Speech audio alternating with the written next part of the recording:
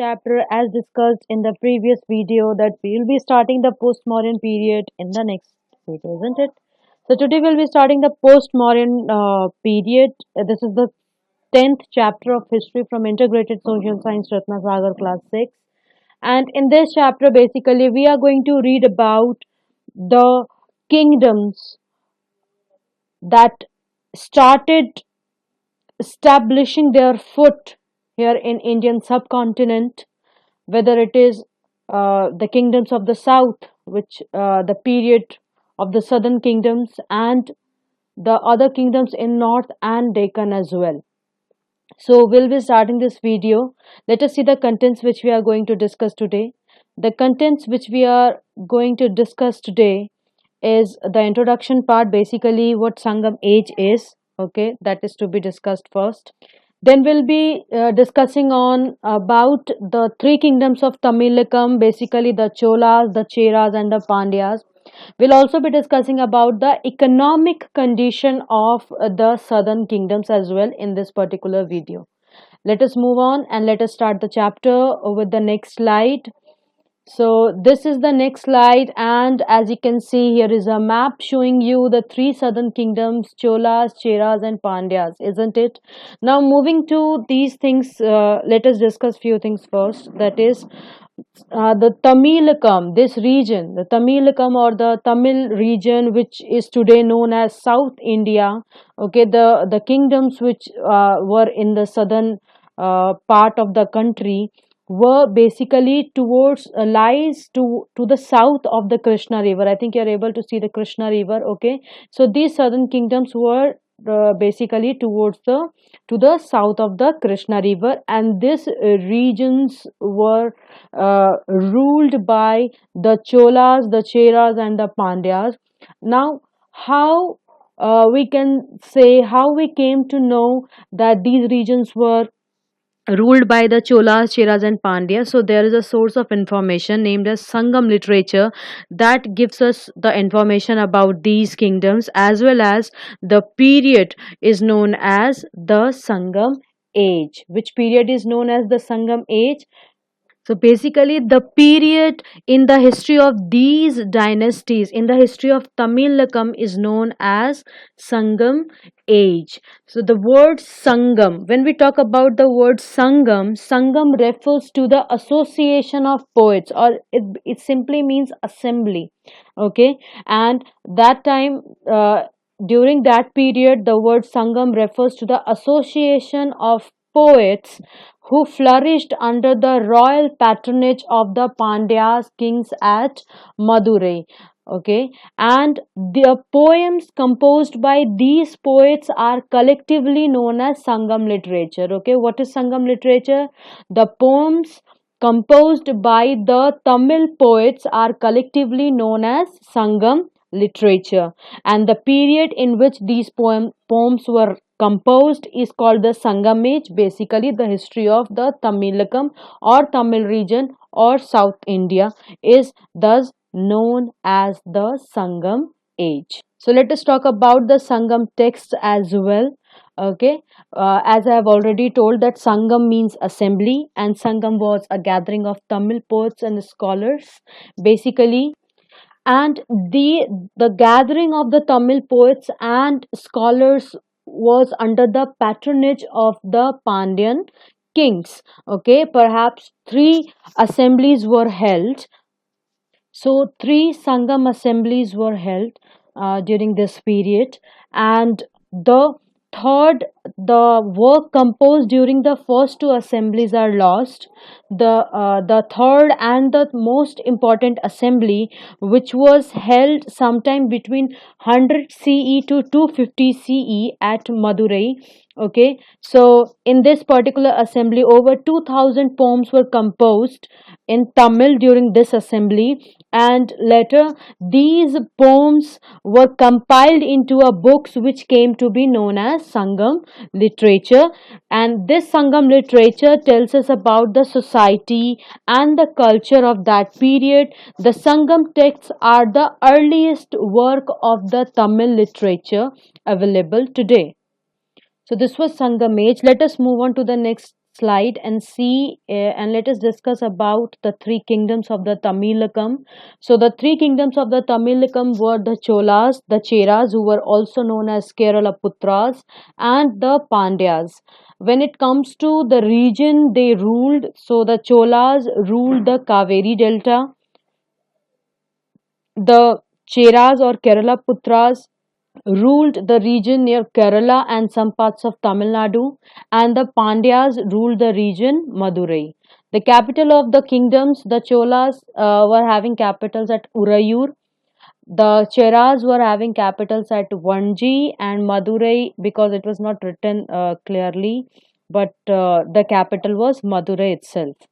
Coming on to the rulers, Karikala, in among Cholas, among the Chola ruler, the most powerful Chola king was Karikala. He fought many battles against the Cheras and the Pandyas. He also attacked Sri Lanka and occupied a part of it. Okay, he constructed roads. He encouraged trade with other regions as well. When it comes to a place named Puhar, which is also known as Kaveri Patnam. So this was an important port city during this period. Turning on to Cheras, you can see here that the Cheras ruled over present day Kerala and some parts of Tamil Nadu, having capital at Vanji. The most famous Chera king was Nedun Chera Ladan. Okay, he fought against the Cholas and the Pandyas. He even captured the Roman fleet. He fought against the Cholas and the Pandyas. He even captured the Roman fleet, as well as the Chera rulers encouraged trade, and they traded with Rome and Egypt. Turning on to the Pandyas, as we have already discussed, that the third Sangam assembly, basically the assembly was held at Madurai during the Pandyas only. So the capital was Madurai. The ruler, basically Nedun Chezian, was a powerful ruler of the Pandya dynasty. He is said to have defeated both Cholas and the Cheras. Okay, he also patronized art and literature. Okay, the third Sangam at Madurai held during his rule. The Pandyas, the kingdom of Pandyas was famous for pearls, and these pearls were exported to Rome. So this was all about the Tamilikam region. Turning on to the economy of the Tamilikam region. So the kingdoms of the south were very rich, whether it was the Cholas or the Cheras or the Pandyas, all these kingdoms were very rich, and they had abundant natural resources and flourishing trade.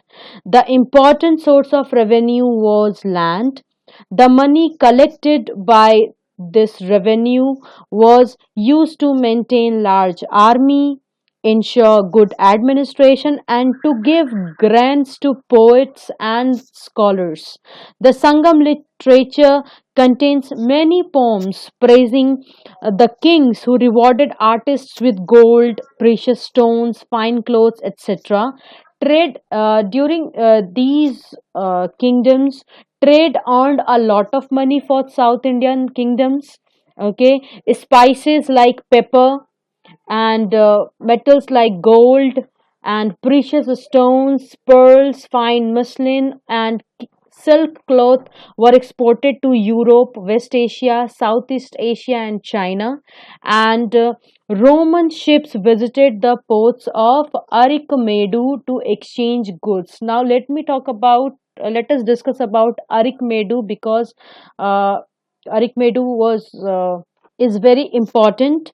Arikmedu near Puducherry is an important archaeological site. Okay, it was excavated in 1940s by a British archaeologist, Sir Mortimer Wheeler. We have heard about Sir Mortimer Wheeler during Indus Valley civilization as well. Arikmedu was a coastal trading center and a major port. It was the important bead making center as well. It was a prosperous settlement and owed its prosperity to a thriving trade with the Roman Empire. Okay, and textile, beads, semi-precious stones, and glass shell bangles were the major exports from the ports. And some scholars feel that Arikmedu was a Roman trading settlement in India. Traders from Rome came and stayed here.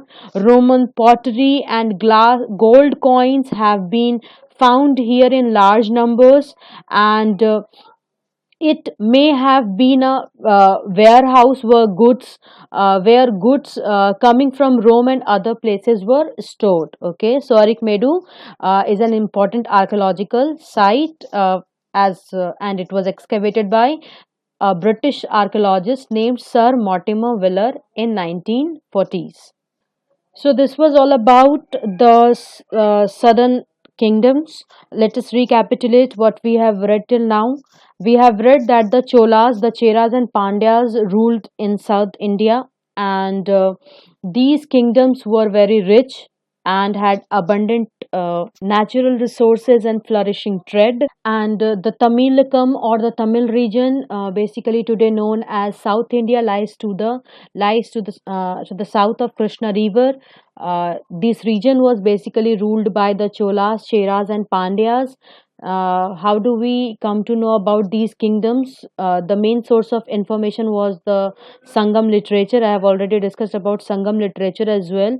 The third assembly that held at Madurai, over 2000 poems were composed in Tamil during this assembly, which later were compiled into many books, and this is known as the Sangam literature, which tells us about the society and culture of that period.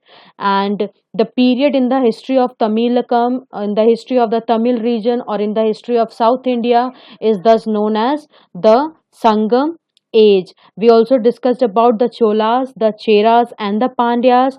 The Cholas, having capital as Urayur, most powerful Chola king was Karikala. Okay, when it comes to Cheras, also known as Kerala Putras, having capital Vanji, the most famous Chera king was Nedun Cheraladan. Okay, and turning on to Pandyas, the third assembly at Madurai held during the Pandyan rule only. Okay, and they controlled the region around Madurai. Um, Megasthenes, according to Megasthenes, the kingdom was ruled by a woman who had a large army. Okay, it's Megasthenes who said this about this Pandyan kingdom as well. But Nedun Chezian was a powerful ruler of the Pandya dynasty. Okay, and the Pandyan